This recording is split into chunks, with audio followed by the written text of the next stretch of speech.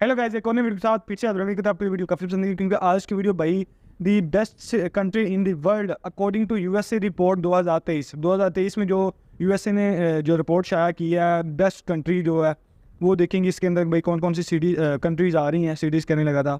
तो आपका ज़्यादा टाइम वेस्ट नहीं करते, वीडियो करते हैं स्टार्ट। तो लेट्स गो।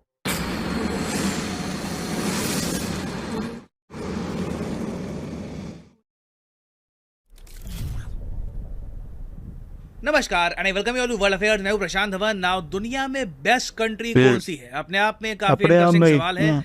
एक क्वेश्चन ऑब्वियसली यहाँ पर आएगा कि बेस्ट किस एस्पेक्ट में, मिलिट्री में, क्वालिटी ऑफ लाइफ में, एजुकेशन में। मगर यूएसए में ना हर साल ये लोग एक इंडेक्स तैयार करते हैं best countries in the world का। इसमें बहुत सारे एस्पेक्ट्स को काउंट करके ये तैयार करते हैं एक प्रॉपर लिस्ट, और उस लिस्ट में बताया जाता है ओवरऑल बेस्ट कंट्री कौन सी। और सबसे इंटरेस्टिंग बात यह है कि जब ये लिस्ट बनती है ना, तो ऐसा नहीं है कि 5-6 लोग जो एक कमरे में बैठे हैं वो डिसाइड करते हैं कि एक कंट्री की रैंकिंग क्या हो। इस लिस्ट को तैयार करने में यूएस न्यूज और वर्ल्ड रिपोर्ट दुनिया भर में एक बड़ा सर्वे करते हैं। टोटल 17,000 लोगों से दुनिया भर में ज्यादा लोगों से पूछा जाता है इस कंट्री के बारे में आपका क्या ओपिनियन है। ये कंट्री सेफ्टी के मामले में, एजुकेशन के मामले में, इन्फ्लुएंस के मामले में, जी हाँ ओवरऑल इन्फ्लुएंस के मामले में कहां पे है, उसके बाद ये रैंकिंग तैयार की जाती है। तो चलिए मैं आपको रैंकिंग दिखा देता हूं, उसके बाद मैं आपको बताऊंगा कि किन पैरामीटर्स पर कंट्रीज को रैंक किया गया है। नाउ यहाँ पे आपके सामने इंडेक्स है best countries in the world का। यहाँ पे लिखा है कि कुछ यूनिवर्सिटीज के साथ मिलकर भी डेटा तैयार किया गया है, बट ओवरऑल दुनिया भर में 17,000 लोगों से पूछा गया कि आपके हिसाब से इन कंट्रीज की रैंकिंग क्या होनी चाहिए। और सिंस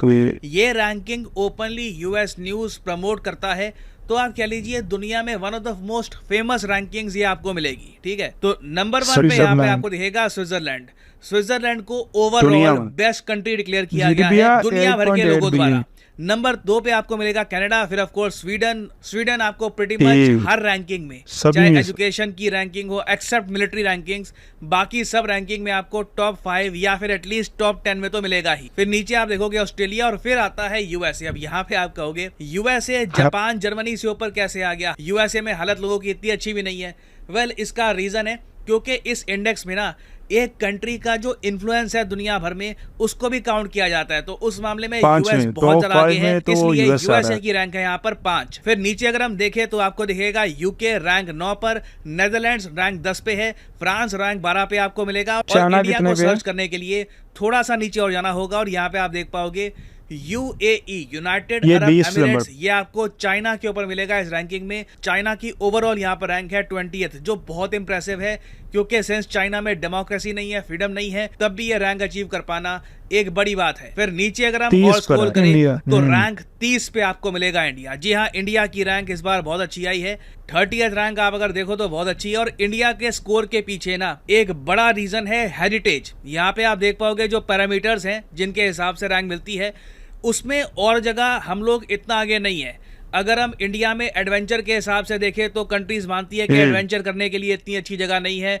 एजिलिटी के हिसाब से अगर हम देखें, एजिलिटी में ये लोग काउंट करते हैं कि एक कंट्री कितनी जल्दी अडेप्ट कर लेती है चेंजेस के मामले में। तो उस हिसाब से भी आप अगर देखो तो बहुत अच्छा स्कोर नहीं है हमारा। सबसे ज्यादा स्कोर हमको मिलता है हेरिटेज की वजह से, जो हमारी धरोहर है। दुनिया भी आज भी ना भारत की जो धरोहर है उसे बहुत रिस्पेक्ट करती है।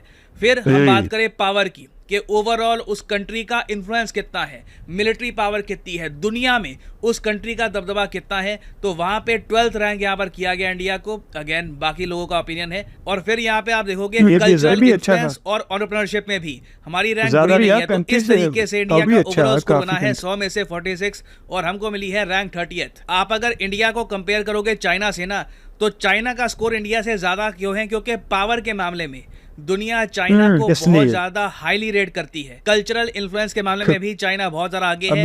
एजिलिटी के मामले में भी, तो ओवरऑल एजिलिटी, पावर और आप कह सकते हैं एंटरप्रेन्योरशिप, इस मामले में चाइना हमसे काफी आगे निकल गया, इसलिए चाइना की रैंक 10 स्टेप्स आगे है। मगर इंडिया के नीचे आप देखोगे ना तो बहुत सारे इन्फ्लुएंशियल कंट्रीज आपको मिलेंगे, जैसे सऊदी अरेबिया इंडिया से नीचे है, टर्की इंडिया से नीचे है, पोलैंड, इजराइल इंडिया से नीचे है, रशियन फेडरेशन ओवरऑल 37 पे है, जो बहुत बड़ी बात है। वॉर सैंक्शंस के बाद भी अगर रशिया 37 पे है, it is not a small feet at all. और इंडिया के जो आसपास के देश अगर हम उनको देखें तो श्रीलंका की यहाँ पर रैंक है 54, बांग्लादेश की यहाँ पर रैंक 69 है 69, विच इज वेरी नाइस।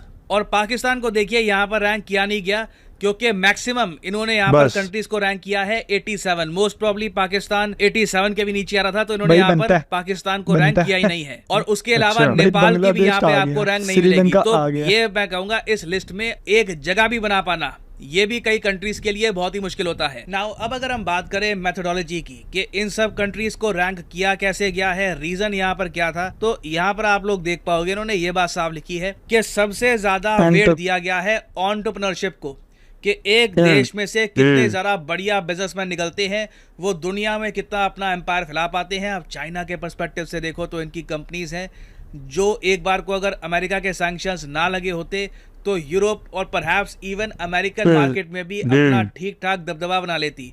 तो एंटरप्रेन्योरशिप के मामले में आप अगर देखें तो हमें इंप्रूवमेंट करने की आवश्यकता है।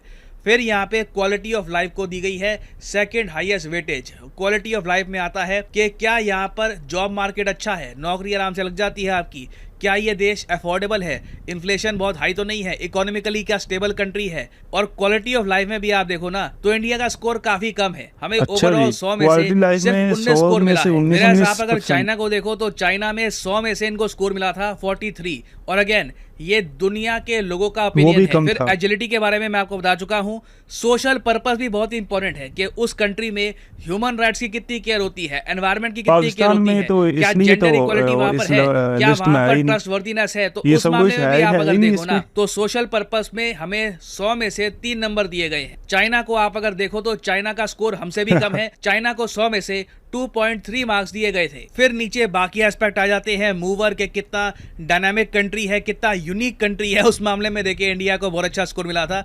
आप देखोगे मूवर्स में 100 में से 76 मार्क्स हमको मिले हैं, जबकि चाइना का स्कोर हमसे कम है। तो अगेन आप कह लीजिए हमको जो एडवांटेज मिल रहा है, जो हमारी धरोहर है, जो हिस्ट्री है हमारी, उसकी वजह से ही यहाँ पे मिल रहा है, नहीं तो इंडिया की रैंक काफी खराब आ जाती। तो फाइनली यहाँ पे मैं आपसे पूछना चाहूंगा कि क्या आप इस रैंक से ओवरऑल एग्री करते हैं? क्या आप जेन्युइनली मानते हैं कि Switzerland overall best country in the world है? यूएसए नंबर 5 पे आना चाहिए, चाइना नंबर 20 पर और इंडिया नंबर 30 पर। शेयर करिएगा अपने ओपिनियन, मैं जानना चाहूंगा आपके थॉट। 17,000 कह रहे थे, 17,000 लोगों से ना इन्होंने ओपिनियन लिया है। ये हर साल ही होता है अमेरिका में।